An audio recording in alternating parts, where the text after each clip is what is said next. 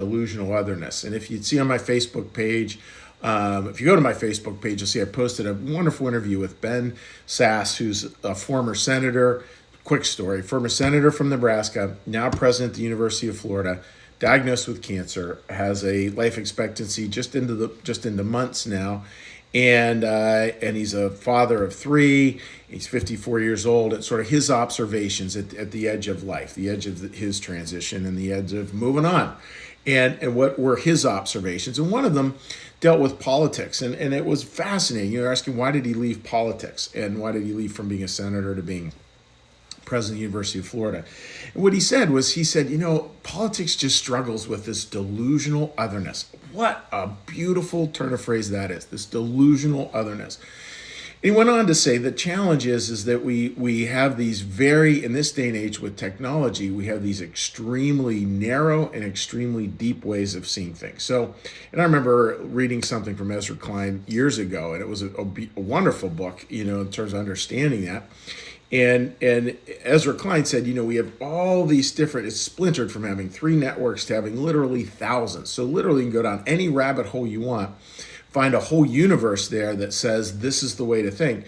And not only that, with the way algorithms work is algorithms will constantly feed that. So it'll get us, here's this real narrow view. It'll just feed, getting us deeper and deeper into one particular perspective that may not have anything to do with the truth. And that's where, again, we need to keep coming back to, how do we hold truth is a very important thing. And again, we said facts, and then we have truth, and then underneath that truth is this love that's underneath. And I think if we can all keep on coming from love, that is where that will start to break down some of that delusional otherness and start to allow us to connect. Now, does that mean that if we're all coming from love, that we all see the world the same way? Well, I think the answer there is really obvious. Like, look at people you have a deeply loving relationship with. And I'm sure you see many things very, very differently. Just in my siblings, we have the whole range, of political opinions and political expressions. But because it comes from love, we're actually able to talk about it, or able to have times where we're like, nope, not going there. And it's this idea, friends, again, when we look at the Christian New Church paradigm, that you have facts, then you have truth, then you have love, and that we need to keep that flow going where we're really coming from love, and that will help us to see truth. Truth is the form that love takes, and that will help us to see the facts as they are. Really does start to shift things. And how does that work, and how can that give us an appreciation of others and move us beyond from this delusional otherness, that there are others and they're all evil, bad, and wrong? Well, maybe one way to hold it is this, and I saw this in a sermon analogy years ago, and I just thought it was really good. He said, the challenge with talking about truth, said the challenge with being a bird watcher, if that's your passion, if that's your love, is that you're just going to look for the birds. So it will determine what you do see, which are birds, and it will also determine what you don't see, the flora and fauna. And maybe, again, you like the flora and fauna. I'm just using this as an analogy. I think that's really important. Like, so much of our driving loves and our driving motivations, they determine what we see and they determine what we don't see. And we have to then really look like, are our loves properly ordered? Are we putting love of God, love of other people, love of the earth? Are we putting those things in the driver's seat? Love of other God's always going to point to loving other people, by the way. The two are the same.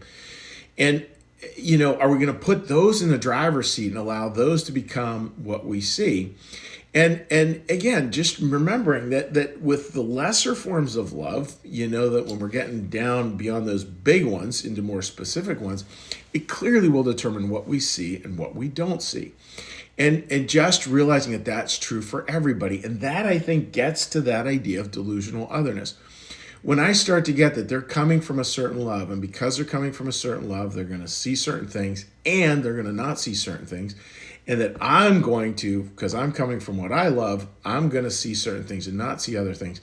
It just creates a lot more grace. And then the opportunity becomes, okay, my love has me seeing it from this angle. Your love has it seeing it from this angle.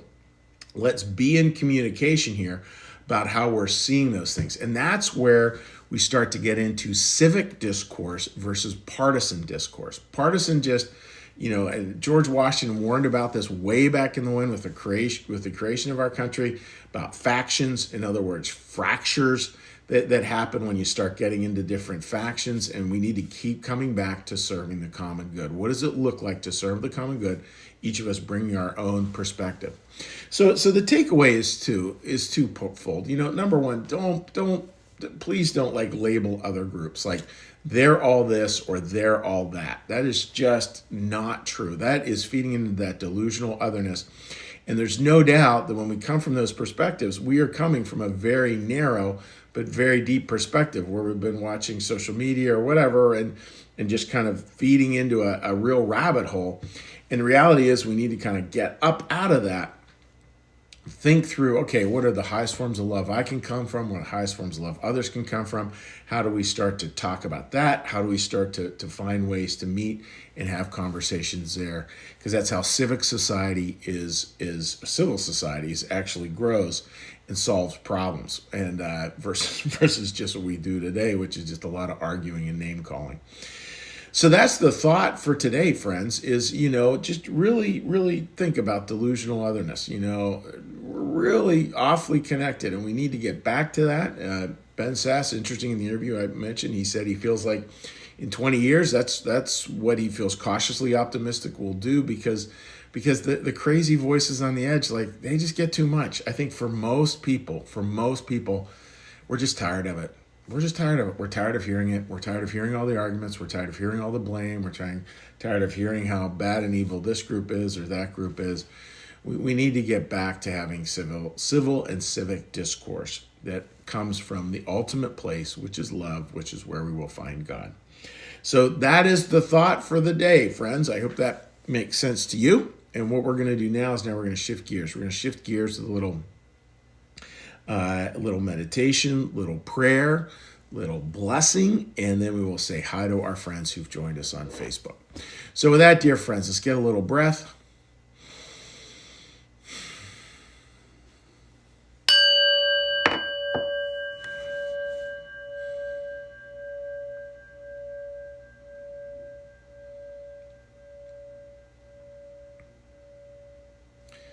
Meditation from the Old Testament. Be still and know that I am God. Be still and know that I am.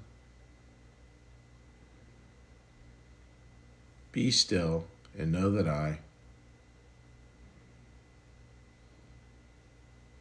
Be still and know that.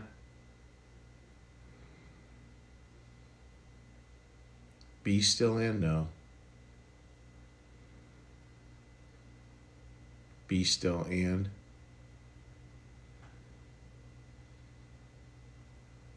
Be still.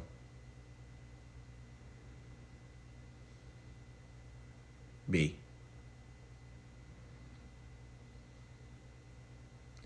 Our Father, who art in the heavens, hallowed be thy name. Thy kingdom come, thy will be done, as in heaven, so upon the earth. Give us this day our daily bread, and forgive us our debts, as we also forgive our debtors. And lead us not into temptation, but deliver us from evil.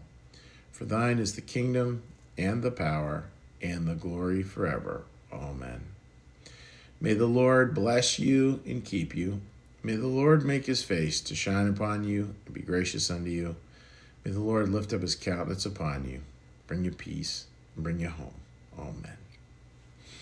All right, dear friends, let's hop on it over. And by the way, I strongly recommend, like if I was a teacher, I would assign it to you. The Ben Sass interview. You may not agree with it all. There were certain parts where I may have seen the world a little differently, but that's not the point. There really is something when you hear someone talking from the edges of life, and many of you've heard, this phrase before, threshold wisdom, and it really is true. I mean, I find people really do have amazing insights when they come to the edges of life. It's really something else.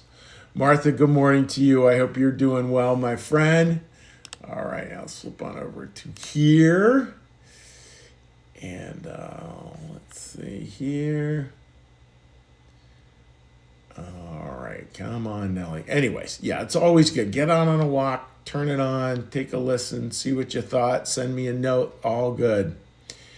Yeah, Gene, good morning. Trying to find grace for those who disagree the last. Oh my goodness, yeah, yeah, boy, Gene, like it's always so hard, right? That's the spiritual work, like that is, and we tend to think it's like these big things, and I think, man, the spiritual work is just okay. Whew, how do I just bring a little bit of grace to the world and remembering that it begins with me? That's my choice, my choice, my choice. Mandy, important reminders. Thanks. You're welcome, Mandy. And it is important reminders. And again, easier said than lived. And I'm going to wish all of you the very best trying to live it today. Take care. God bless. We'll see.